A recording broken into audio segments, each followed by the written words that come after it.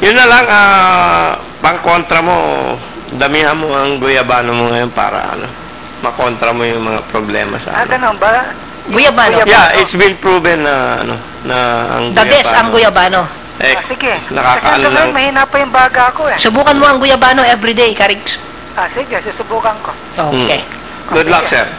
Okay, thank you very much, Karix. Sige, thank you. Okay. Bye-bye. Bye-bye. Okay, yan, si Karik Yambaw, no? Ang matagal na nating taga-suporta, pero siyempre, dahil sa pumapasok, madalang makatawag sa atin. Pero everyday naman siyang nakikinig, ano? Okay, yun yung, nasabi ni Karik, yung leadership, sabi niya, hindi niya masabihan yung mga kapwa niya empleyado ng bangko dahil mismong yung kanilang boss naninigarilyo. So, kung ilalagay natin yan sa posisyon ngayon ni Noynoy, so, sino ngayon ang pwedeng magsabi na, hoy, bawal manigarilyo? Sasabihin nun, yung Pangulo nga natin naninigarilyo eh. Pwede mo mangyari yung gano'n? Yun ang masaklap. Pwedeng mangyari yun, hindi ba? Pwede, So, ibig sabihin, malaking bagay. Example, malaking bagay. So, ibig sabihin, malaking responsibilidad, ang nakaatang sa balikat ni Noynoy, lalo na sa issue ng paninigarilyo. Yun nga. So, kasi wow. Yung future natin nakasalalay sa mga kabataan.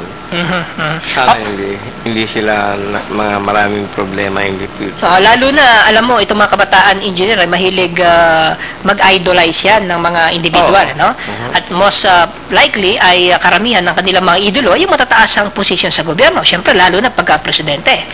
Ngayon, pagka-idolo mo yung isang tao, siyempre, lahat ng ginagawa niyan, at least, ginagaya mo. Yeah. Kahit na pananamit, kilos, kita mo si Robin Padilla pag nanigarilyo pabilog pa, di ba? Ang daming gumaya sa style na yun, Robin Padilla, di ba?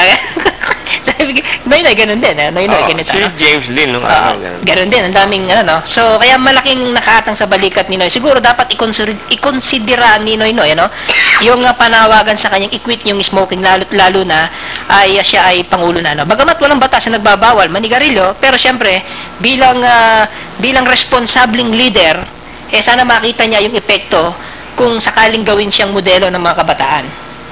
Sana maganda yung paghinto niya para maging sensationalize yung kung ano man yung sistema ang ginawa niya para huminto.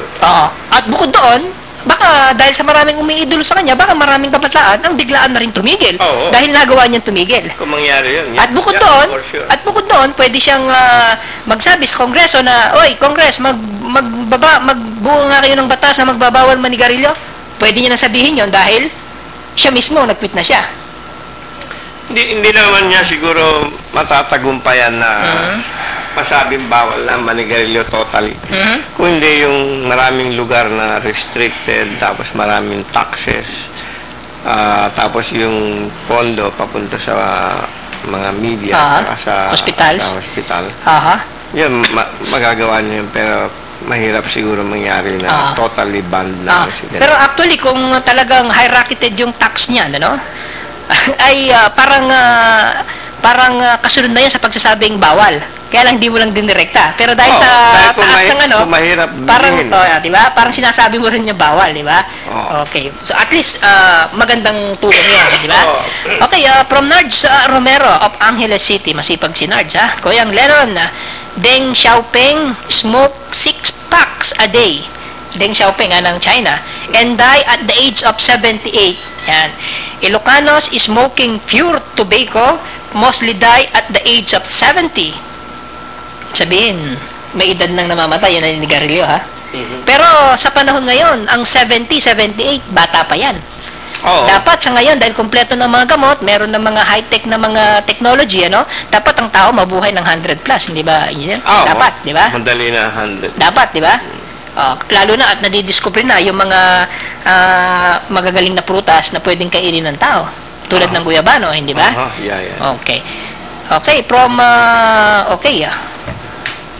0927-541-8527. Sabi, long live ka, Saldi. The big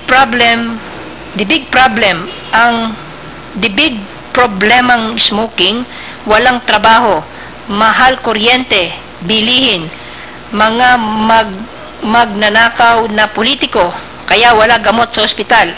Yan ang malaki na problema. Yan, Kaogi. Ayan, si Kaogi pala yun.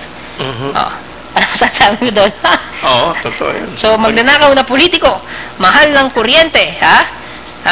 Walang trabaho. Oh. So, sa walang trabaho, mukhang kung matutupad ng Loveland City Engineer, medyo ano yan, ha? Oh, yeah. Medyo solusyon yan sa kawalan ng trabaho, no? Yeah, yan ang tatrabahuin natin ngayong...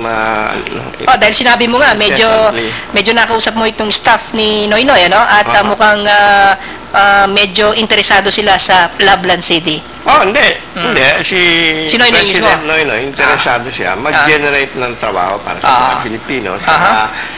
Mawala na yung OFW dahil naawa din siya sa maraming sakripisyo ng mga OFW. Naapi sila sa mga ibang bansa, lalo na sa Middle East. Gusto niya talaga malutas yung problema. Yan, tama, no? Okay, si Narj Romero ulit, ano? Talagang of Angeles City, sabi niya, Koyang Lenon, I never read in the AMA, American Medical Association, never been published that cigarettes can cause cancer. Nakasulat nga sa sa mga pakete. Sigarilyo na dangerous to your health. Yeah. Okay, no. Okay, Baka hindi lang nabasa ni ni Narj, ano? Actually, mayroon din ako mga magazine na na mga ama, ano? Dahil marami akong nahinging libro sa Rotary, ano? Okay. From Sally, Ma'am Sally, former ng Land Management Bureau, no?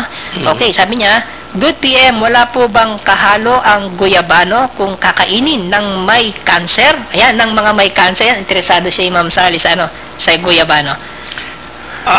Sa pagka-alam namin, basta hindi yung mga siguro na apektuhan yun kung na-process o na-canned.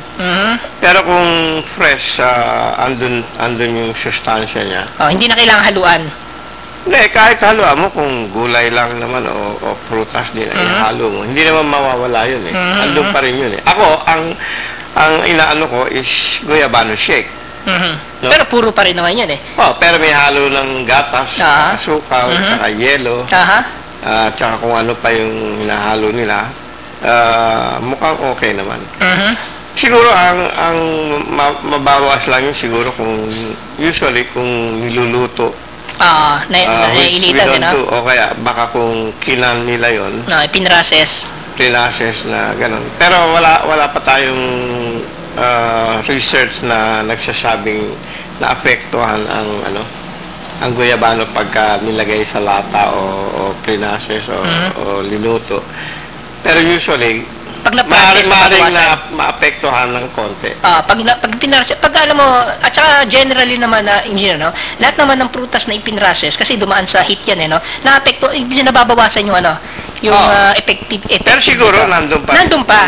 Kaya lang nabawasan. Hindi katulad nung talagang fruit talaga siya, kinain mo siya, yun ang the best. That's the best. Yung pagbukas mo.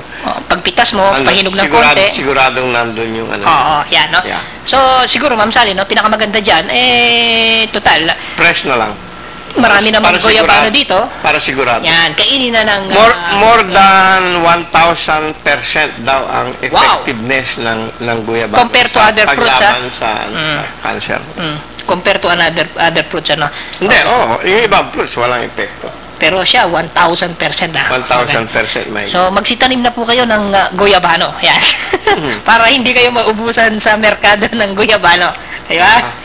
Mamahal na nga ngayon dahil nababalita na sa internet yung research na yun. Pero maganda kung magmahal yan, kasi una-una, pwedeng source of income ng mga Pinoy yan. Diba? Kasi nabubuhay ang guyabano dito sa Pilipinas. Sa US, hindi yata nabubuhay yan. Yeah, that's an opportunity sa mga Pilipino ngayon. Kung mag-umpisa na kayo ng guyabano plantation, maraming bansa na hindi nabubuhay ang guyabano. Then mga ngailangan sila ng export natin yun.